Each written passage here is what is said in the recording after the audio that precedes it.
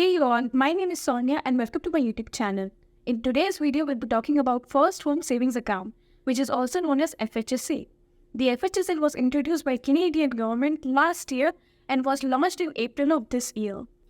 Technically, FHSA is the savings account with the best benefits of both tax-free savings account and retirement registered savings plans for the first home buyers. So if you want to learn more about savings money while buying your first home, stay tuned to learn more. To be eligible to open an FHSA, there are specific criteria that must meet. Firstly, you must be a resident of Canada and 18 years old. Additionally, being a first-home buyer is a requirement. Let's say you qualify as a first-home buyer. As a first-home buyer, you must not have lived in the qualifying home that you or your spouse or your common-in-law partner owned or co-owned during the current calendar year or preceding 4 calendar years before opening an FHSA. If you have a rental property and you have never resided in it, you are eligible to open an FHSA. Let me simplify further by giving an example. Let's say John was born on January 1st, 1990 and has been residing in Canada since then and would like to open an FHSA account. He doesn't own a home, but instead lives in the one that his common-in-law spouse owns. Will he be able to open an FHSA? Absolutely no. His current principal residence is owned by his common-in-law partner and hence he won't be able to open an FHSA. It's important to note that if you open an FHSA and later become a non-resident of Canada, there will be special regulations in place. These regulations and their implications will be further discussed in the upcoming video, providing you with the comprehensive understanding of the rules and considerations surrounding the FHSA for the non-resident. Now that you know what FHSA is, let's talk about how much you can contribute to your FHSA. The FHSA participation rule is the maximum amount that you can transfer from your RRSP or contribute without exceeding your limit. The FHSA allows $8,000 of participation rule the year you open your account up to the maximum contribution lifetime limit of $40,000. You can open multiple FHSA accounts as long as you don't exceed the limit. As mentioned before, you can also transfer the money from your RRSP to your FHSA within the maximum limit. The unused contribution rule has been carried forwarded to the next year with the maximum carry forward limit of $8,000. Confusing? Yes, it is. Let me simplify with an example. Let's say John from the previous illustration opens an FHSA account and contributes $7,000 towards it. Hence, his contribution limit for 2024 towards FHSA will be $1,000 carried forward from the 2023 plus $8,000 from 2024, which equals $9,000. Let's say John decided to exhaust that limit and added $9,000 to his FHSA account. After that, John decided not to add anything to his FHSA account for the next 2 years and directly invested in 2027. In 2027, John is allowed to contribute or transfer up to maximum of $16,000 and not $24,000. Make a note of it. The FHSA contribution period runs from January to December each year.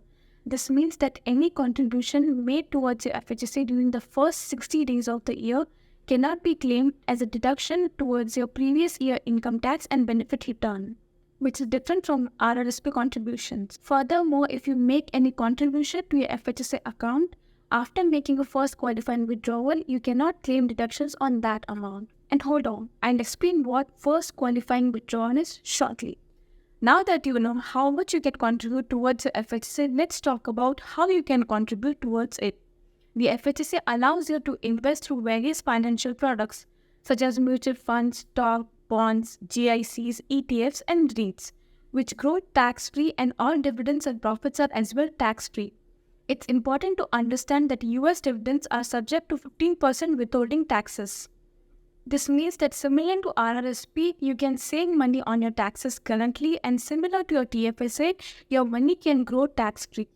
Moreover, the tax deduction from TFSA can be deferred to future years in order to get increased tax refunds. Additionally, the FHSA can be used in conjunction with the homebuyers plan, which allows an individual to withdraw up to $35,000 tax-free from the RRSP for the first-time home buyer with a repayment period of 15 years. Let's take an example of a John from the previous scenario. Let's say John currently earns $60,000 and if he opens an FHSA account and contributes $7,000 to it, he will only pay taxes on $53,000 instead of full $60,000 in 2023.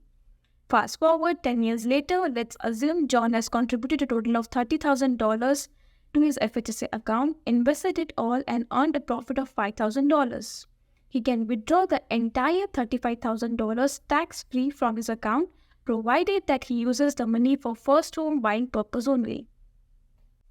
Now, there are certain criteria that needs to be followed when you would like to withdraw the amount from your FHSA for your first time home buying. Let's quickly go through those. First and utmost, you should be a first time home buyer.